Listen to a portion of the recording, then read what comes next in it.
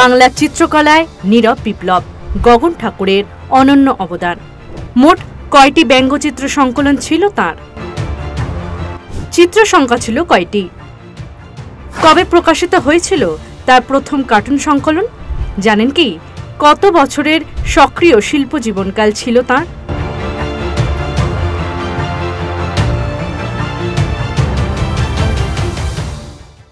বাংলার শিল্প ইতিহাসে এক নীরব বিপ্লবী ছিলেন গগনেন্দ্রনাথ ঠাকুর।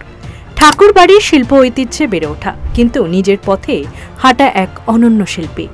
রবীন্দ্রনাথের ভ্রাতুষ্পুত্র গগন ঠাকুর প্রথমে চেয়েছিলেন সঙ্গীত শিল্পী হতে, কিন্তু পুত্রশোকে কলমের বদলে হাতে তুলে নিলেন রং ও তুলি। সেখান থেকেই শুরু হয় তাঁর শিল্পযাত্রা।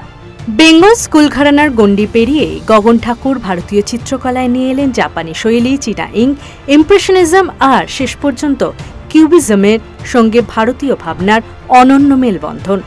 এই জন্যই তার নাম হয়ে ওঠে ইন্ডিয়ান কিউবিস্ট।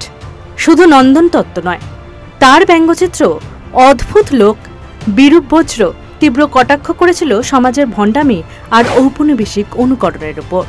1907 সালে অবনীন্দ্রনাথের সঙ্গে গড়ে তোলা Indian society of oriental art ভারতীয় শিল্পকে পৌঁছে দিল আন্তর্জাতিক মঞ্চে, প্যারিস, লন্ডন ও টোকিও পর্যন্ত। গগন ঠাকুর প্রমাণ করেছিলেন শিল্প কেবল সাজসজ্জা নয়, এটি সামাজিক চেতনার ভাষা এবং ঐতিহ্যের বাইরে গিয়ে আধুনিকতার পথপ্রদর্শকও হতে পারে। আজও তার ছবির রং, রেখা আর ভাবনার এই বিপ্লব অনুপ্রেরণা যোগায় নতুন প্রজন্মকে। Bureau report, Bengal facts.